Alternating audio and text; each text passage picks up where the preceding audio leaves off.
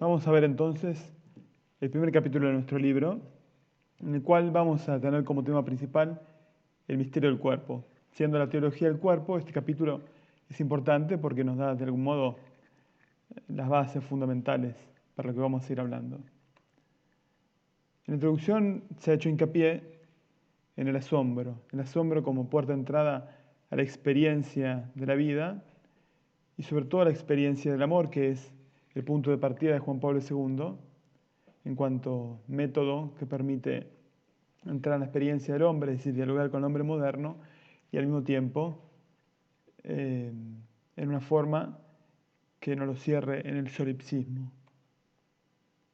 Ahora bien, delante de la abundancia de experiencias y de los asombros, uno corre el riesgo de perderse. Puede sucederle que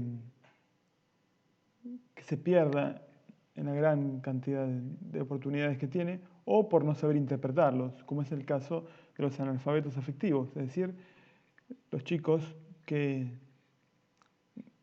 no saben expresar sus emociones porque no tienen nombre para ellas y por lo tanto terminan confundiendo unas con otras por no saberlas expresarlas debidamente. Por eso no es suficiente tener experiencias, sino que además es necesario tener un criterio que permite distinguirlas, ordenarlas, jerarquizarlas y saber cómo deben comportarse uno con ellas. Esto es entonces lo que vamos a buscar. ¿Existe una brújula? ¿Existe un criterio fundamental? ¿Existe un método para saber cómo proceder con las experiencias fundamentales de la vida? Bien, porque a diferencia de lo que piensan muchos, ¿no? Experiencia y significado no se oponen. En toda la tradición occidental, en realidad a partir de Descartes, que consideraba los sentimientos de la experiencia más inmediata como ideas confusas y que no son claras y distintas, por lo tanto, y que los considera como un estatus infrarracional. Y por lo tanto, los afectos y la experiencia eran modos oscuros de entender la realidad, que se oponían entonces al significado. Sin embargo, el significado es fundamental para las experiencias, como vamos a ver. Entonces, vamos a ver ahora de qué se trata el método que propone Juan Pablo II. Juan Pablo II se va a orientar en lo que él llama las experiencias originarias. Bueno, ¿estas qué son? ¿No? Bueno, él parte de un texto del Evangelio según San Mateo, en el cual los fariseos vienen a preguntarle a Jesús por el tema del divorcio y del acta del divorcio que Moisés había permitido. Entonces, en ese contexto, le preguntan, ¿es lícito a un hombre divorciarse de mujer por cualquier causa? Esto que es una pregunta importante, que nos habla de la posibilidad o no de que existe el amor para siempre, es reducida por los fariseos a un mero elemento casi legal. Básicamente, dicho en criollo, ¿cuándo podemos darle una patada a nuestra mujer? Es decir, ¿qué criterios o cuándo podemos liberarnos? ¿Cuándo es obligación y cuándo no? Es decir, reducen toda la problemática a un problema de legalismo. Jesús, en cambio, lo saca de su esquema y responde de una forma a partir de la cual Juan Pablo II elaborará su método. Dice Jesús, Moisés, teniendo en cuenta la dureza del corazón, les permitió repudiar a sus mujeres. Pero, ahí viene la frase importante, al principio no era así.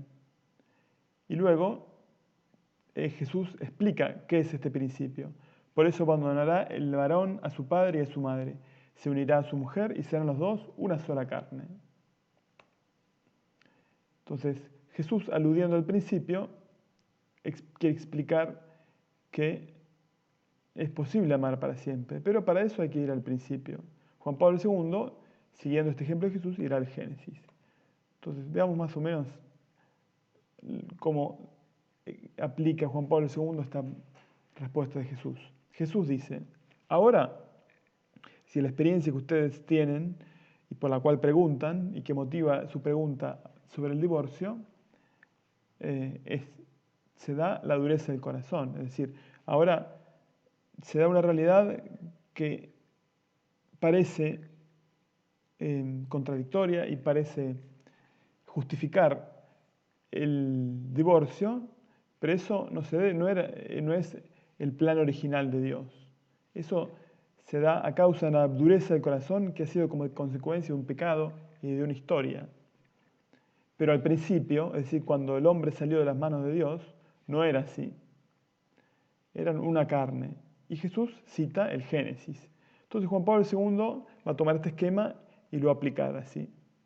Ahora, lo que vemos ahora, o sea, muchos de los problemas que nos suscita la vida provienen de considerar la vida después del pecado, es decir, a partir de lo que podríamos llamar también nosotros la dureza del corazón. Sin embargo, al principio, es decir, tal como el hombre salió de las manos del Creador, no fue así.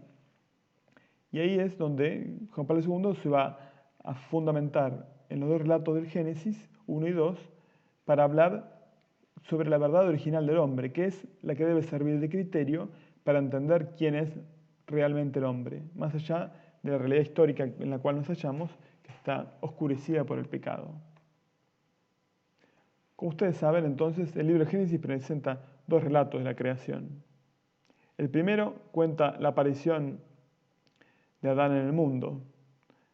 Aparecen los cielos y la tierra, emergen del caos, y Dios va separando las cosas de tal modo que aparece en el último día el hombre como la coronación de esta creación y como el último que recibe la bendición de Dios.